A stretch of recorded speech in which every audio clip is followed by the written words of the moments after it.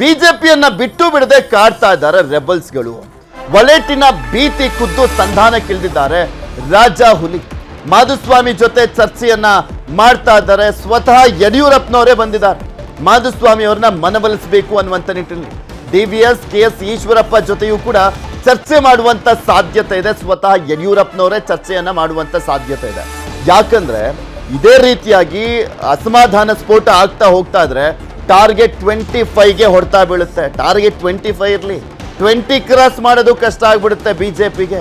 So ಹೀಗಾಗಿ ಒಲೆಟಿನ ಭೀತಿ ಇರುವಂತ ಕಾರಣಕ್ಕೋಸ್ಕರ ಯಾರ್ಯಾರು ಪ್ರಮುಖರು ಅಸಮಾಧಾನವನ್ನ ವ್ಯಕ್ತಪಡಿಸ್ತಾ ಇದ್ದಾರೆ ಅವರ ಅಸಮಾಧಾನವನ್ನ ಶಮನ ಮಾಡುವಂತ ಕೆಲಸ ಆಗ್ತಾ ಇರುವಂತದ್ದು.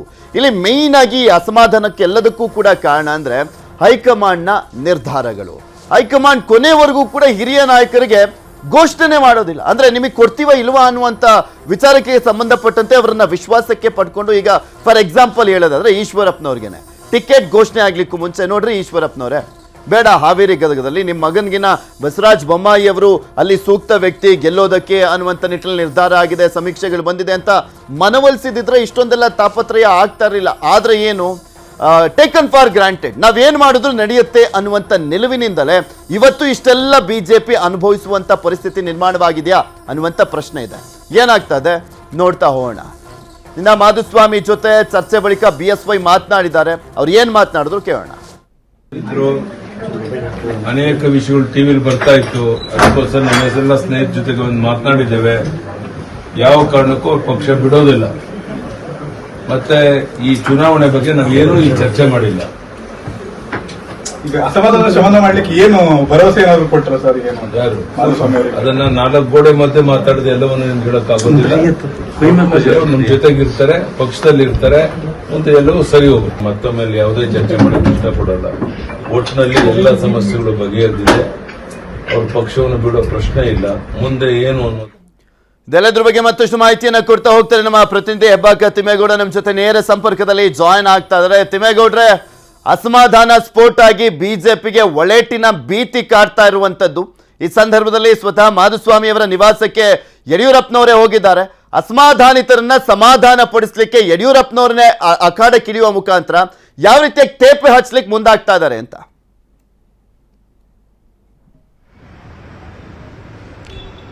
ಯಡಿಯೂರಪ್ಪನವರು ಅಖಾಡಕ್ಕೆ ಧುಮುಕುವಂತ ಒಂದು ಅನಿವಾರ್ಯ ಪರಿಸ್ಥಿತಿ ಸದ್ಯಕ್ಕೆ ಉಲ್ಬಣ ಆಗಿರ್ತಕ್ಕಂಥದ್ದು ಪೃಥ್ವಿರಾಜ್. ಯಾಕಂತ ಹೇಳಿದ್ರೆ ಈ ಬಾರಿ ಶತಾಯಗತಾಯ ಕನಿಷ್ಠ ಸ್ಥಾನಗಳನ್ನ ಪಡ್ಕೊಂಡ್ರು ಮಾತ್ರ BY ವಿಜಯೇಂದ್ರ ಅಂದ್ರೆ ತಮ್ಮ ಪುತ್ರ ಬಿಜೆಪಿ ರಾಜ್ಯಾಧ್ಯಕ್ಷ BY ವಿಜಯೇಂದ್ರ ಒಂದು ನಾಯಕತ್ವಕ್ಕೆ ಒಂದು ಬಲ ಬಂದಂತಾಗುತ್ತೆ. ಸೊ ಈ ಹಿನ್ನೆಲೆಯಲ್ಲಿ ಈ ಬಾರಿಯ ಸಂಸತ್ ಚುನಾವಣೆಯ ನಾಯಕತ್ವವನ್ನು ವಹಿಸಿಕೊಂಡಿರ್ತಕ್ಕಂಥ BS ಯಡಿಯೂರಪ್ಪನವರು ಕಾಲಿಗೆ ಚಕ್ರ ಕಟ್ಕೊಂಡಂತೆ ತಿರುಗಾಡ್ತಾ ಇದ್ದಾರೆ.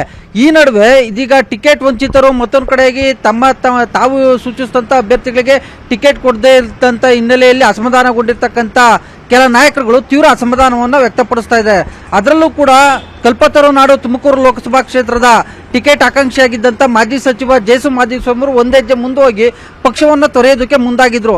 ಇದರಿಂದ ಅಲರ್ಟ್ ಆದಂತ ಯಡಿಯೂರಪ್ಪನವರು ಇವತ್ತು ನೇರವಾಗಿ ತುರುವೇಕೆರೆಯ ಮಾಜಿ ಶಾಸಕ ಮಸಾಲಾ ಜಯರಾಮ್ ಅವರ ತೋಟದ ನಿವಾಸಕ್ಕೆ ಹೋಗಿ ತೆರಳಿ ಅಲ್ಲಿಗೆ ಮಾಧುಸ್ವಾಮಿಯನ್ನ ಕರೆಸಿಕೊಂಡು ಮನವೊಲಿಸುವಂತ ಒಂದು ಪ್ರಕ್ರಿಯೆಗೆ ಮುಂದಾಗಿದ್ರು. ಆ ಮಾಧುಸ್ವಾಮಿಯವರು ಜೊತೆ ಮಾತನಾಡುವಂತ ಮಾಧುಸ್ವಾಮಿ ಜೊತೆ ನಡೆಸಿದಂತ ಮಾತುಕತೆ ಫಲಪ್ರದವಾಗಿರ್ತಕ್ಕಂಥದ್ದು.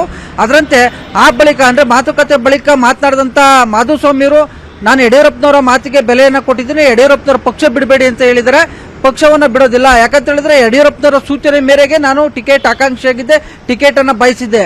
ಆದ್ರೆ ಟಿಕೆಟ್ ಕೊಡದೇ ಇರತಕ್ಕಂಥ ಹಿನ್ನೆಲೆಯಲ್ಲಿ ನನ್ನ ಸ್ಥಾನಮಾನ ಏನು ಅನ್ನುವಂಥ ನಿಟ್ಟಲ್ಲಿ ನಾನು ಬೇರೆ ಪಕ್ಷಕ್ಕೆ ಹೋಗೋ ಚಿಂತನೆ ನಡೆಸಿದೆ. ಯಡಿಯೂರಪ್ಪನವರು ಮನವೊಲಿಸಿರ್ತಕ್ಕಂಥ ಹಿನ್ನೆಲೆಯಲ್ಲಿ ನಾನು ಪಕ್ಷದಲ್ಲಿ ಉಳ್ಕೊಂತೀನಿ. ಆದರೆ ಸೋಮಣ್ಣವ್ರಿಗೆ ಬೆಂಬಲ ಕೊಡಬೇಕೇ ಬೇಡ ಅನ್ನೋದ್ರ ಬಗ್ಗೆ ಚರ್ಚೆ ಆಗಿಲ್ಲ.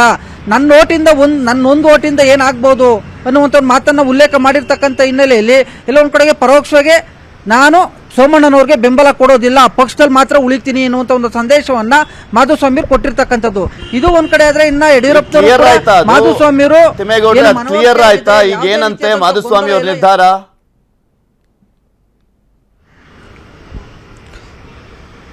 ಮಾಧುಸ್ವಾಮಯವರು ಪಕ್ಷದಲ್ಲಿ ಉಳ್ಕೊಂತೀನಿ, ನಾನು ಸೋಮಣ್ಣ ಬೆಂಬಲ ಕೊಡೋದಿಲ್ಲ ಆ ಒಂದು ಹೇಳಿಕೆ ದಾಟಿಯಲ್ಲೇ ಗೊತ್ತಾಗುತ್ತೆ ಪೃಥ್ವಿರಾಜ್. ನೋಡಿ, ನನ್ನೊಂದು ಓಟಿಂದ ಏನಾಗುತ್ತೆ ಸ್ವಾಮಿ, ನಾನು ಸೋಮಣ್ಣ ಅವ್ರನ್ನ ಮನೆ ಬರಬೇಡಿ ಅಂತ ಹೇಳಿದ್ದೆ. ಆದ್ರೆ 4-5 ದಿವಸ ಬಿಟ್ಟು ಬಂದರೂ ಕೂಡ ನಾನು ಅದೇ ಮಾತನ್ನ ಹೇಳ್ತೀನಿ ಅನ್ನುವಂಥ ಮಾತನ್ನ ಪುನರುಚ್ಚಾರ ಮಾಡ್ತಲೇ ಇದ್ದಾರೆ. ಮತ್ತೊಂದು ಕಡೆಗೆ ಇವತ್ತಿನ ಸೋಮಣ್ಣನವ್ರಿಗೆ ಬೆಂಬಲ ಕೊಡಬೇಕು ಅನ್ನೋದ್ರ ಬಗ್ಗೆ ಚರ್ಚೆ ಆಗಿಲ್ಲ, MP ಚುನಾವಣೆ ಬಗ್ಗೆ ಚರ್ಚೆ ಆಗಿಲ್ಲ, ನಾನು ಪಕ್ಷ ಬಿಡ್ತೀನಿ ಅಂತ ಹೇಳಿದ್ನಲ್ಲ, ಪಕ್ಷ ಬಿಡೋ ವಿಚಾರದಲ್ಲಿ ಅಷ್ಟೇ ಚರ್ಚೆ ಆಗಿದೆ ಅನ್ನುವಂಥ ಮಾತನ್ನ ಸಾರಿ ಹೇಳಿರ್ತಕ್ಕಂಥದ್ದು. ಸೊ ಹೀಗಾಗಿ ಆ ಹೇಳಿಕೆ ಯುದ್ಧಕ್ಕೂ ಕೂಡ ಸೋಮಣ್ಣನವ್ರ ವಿರುದ್ಧ ಅಸಮಾಧಾನವನ್ನು ಇವತ್ತು ತೋಡ್ಕೊಂಡಿದ್ರೆ. ಈ ಮೂಲಕವಾಗಿ ನಾನು ಸೋಮಣ್ಣನವ್ರಿಗೆ ಬೆಂಬಲವನ್ನು ಸೂಚಿಸೋದಿಲ್ಲ, ಸೋಮಣ್ಣವ್ರ ಪರವಾಗಿ ಕ್ಯಾನ್ವಾಸ್ ಮಾಡೋದಿಲ್ಲ ಅನ್ನುವಂಥ ಒಂದು ಸಂದೇಶವನ್ನ ಕೊಟ್ಟಿರ್ತಕ್ಕಂಥದ್ದು. ಇನ್ನುಳಿದಂತೆ ಬೆಳಗಾವಿಯ ಲೋಕಸಭಾ ಕ್ಷೇತ್ರದಲ್ಲಿ ಮಹಾಂತೇಶ್ ಕೌಜಲಗಿ, ಮತ್ತೊಂದು ಕಡೆಯಾಗಿ ದಾವಣಗೆರೆ ಲೋಕಸಭಾ ಕ್ಷೇತ್ರದಿಂದ ರೇಣುಕಾಚಾರ್ಯ, ಈ ರೀತಿಯಾದಂತಹ ಕೆಲವೊಂದು ಅತೃಪ್ತರು ಯಾರ್ಯಾರಿದ್ರೆ ಅವರೆಲ್ಲರನ್ನೂ ಕೂಡ ಮನವೊಲಿಸುವಂತ ಪ್ರಕ್ರಿಯೆಗೆ, ಎಸ್ಪೆಷಲಿ ಕೊಪ್ಪಳದ ರಾಜ್ಯಸಭಾ ಮಾಜಿ ಸದಸ್ಯ ಕರಡಿ ಸಂಗಣ್ಣ, ಈ ರೀತಿಯಾದಂತಹ ಅಸಮಾಧಾನಿತರೇನಿದ್ದಾರೆ ಅಂದ್ರೆ ಸದಾನಂದ ಗೌಡ್ರು, ಈ ರೀತಿಯಾದಂತಹ ನಾಯಕರನ್ನು ಎಲ್ಲರನ್ನು ಕೂಡ ಮನವೊಲಿಸೋದಕ್ಕೆ ಯಡಿಯೂರಪ್ಪನವರೇ ಮುಂದಾಗ್ತಾರ ಅನ್ನುವಂಥದ್ದನ್ನ ಕಾದ್ ನೋಡೋಣ. ತಿಮ್ಮೇಗೌಡ್ರೆ, ಧನ್ಯವಾದ ನಿಮ್ಮೆಲ್ಲ ಮಾಹಿತಿಗಾಗಿ. ಇಲ್ಲಿ ಪ್ರಮುಖವಾಗಿ ಅವ್ರಿಗೆಲ್ಲರಿಗೂ ಕೂಡ ನಮ್ಮನ್ನು ವಿಶ್ವಾಸಕ್ಕಾದ್ರೂ ತೆಗೆದುಕೊಳ್ಬೇಕಾಗಿತ್ತು, ಆಟಕ್ಕುಂಟು ಲೆಕ್ಕಕ್ಕಿಲ್ಲ ಅನ್ನುವ ರೀತಿಯಲ್ಲಿ ನಮ್ಮನ್ನ ಹೆಸರು ಮುನ್ನೆಲೆಗೆ ತಂದ್ಬಿಟ್ಟು ನಂತರ ನಮ್ಮ ಹೆಸರನ್ನ ಯಾಕೆ ಪರಿಗಣಿಸ್ಲಿಲ್ಲ, ಅಟ್ಲೀಸ್ಟ್ ರೀಸನ್ ಕೊಡಿ, ನಮಗೆ ಯಾಕೆ ಟಿಕೆಟ್ ಅನ್ನ ಕೊಡ್ತಾ ಇಲ್ಲ ಅನ್ನುವಂಥ ವಿಚಾರವನ್ನ ಮುಂದಿಟ್ಕೊಂಡು ಅವರೆಲ್ಲರೂ ಕೂಡ ಅಸಮಾಧಾನವನ್ನ ವ್ಯಕ್ತಪಡಿಸ್ತಾ ಇರುವಂಥದ್ದು. ಇದೇ ಒಂದು ತಪ್ಪನ್ನ ಈ ಹಿಂದೆ 2023 ವಿಧಾನಸಭೆ ಎಲೆಕ್ಷನ್ ನ ಟಿಕೆಟ್ ಹಂಚುವಂತ ಸಂದರ್ಭದಲ್ಲೂ ಕೂಡ ಬಿಜೆಪಿ ಎಡವಟ್ಟನ್ನ ಮಾಡ್ಕೊಂಡಿತ್ತು. ಸೇಮ್ ರಿಪೀಟ್ ಆಗಿದೆ ಈಗ ಲೋಕಸಭೆ ಎಲೆಕ್ಷನ್ ಸಂದರ್ಭದಲ್ಲಿ. ಮತ್ತೊಂದ್ ಕಡೆ ಇನ್ನೂ 5 ಲೋಕಸಭಾ ಕ್ಷೇತ್ರಗಳಿಗೆ ಟಿಕೆಟ್ ಅನ್ನ ಘೋಷಣೆ ಮಾಡಬೇಕಾಗಿದೆ. ಅದರಲ್ಲೂ ಕೂಡ ಸಾಕಷ್ಟು ಗೊಂದಲಗಳು ಮನೆ ಮಾಡಿರುವಂತದ್ದು, ಅದು ಕೂಡ ಮತ್ತಷ್ಟು ಬಂಡಾಯಕ್ಕೆ ಕಾರಣ ಆಗುತ್ತಾ ಅನ್ನುವಂತ ಪ್ರಶ್ನೆ ಇದೆ. ಕನ್ನಡಿಗರ ನೆಚ್ಚಿನ ನ್ಯೂಸ್ 18 ಕನ್ನಡ ಈಗ ವಾಟ್ಸ್ಆಪ್ ನಲ್ಲೂ ಲಭ್ಯ. ಕರ್ನಾಟಕ, ದೇಶ ವಿದೇಶಗಳ 360 ಡಿಗ್ರಿ ಸುದ್ದಿಯ ವಿವರಗಳನ್ನ ನಿಮ್ಮ ಕೈ ಬೆರಳುಗಳಲ್ಲೇ ಪಡಿಲಿಕ್ಕೆ ಈ QR ಕೋಡ್ ಅನ್ನ ಸ್ಕ್ಯಾನ್ ಮಾಡಿ, ನಮ್ಮ ಚಾನಲ್ ಫಾಲೋ ಮಾಡಿ, ನೋಟಿಫಿಕೇಶನ್ ಆನ್ ಮಾಡಿ.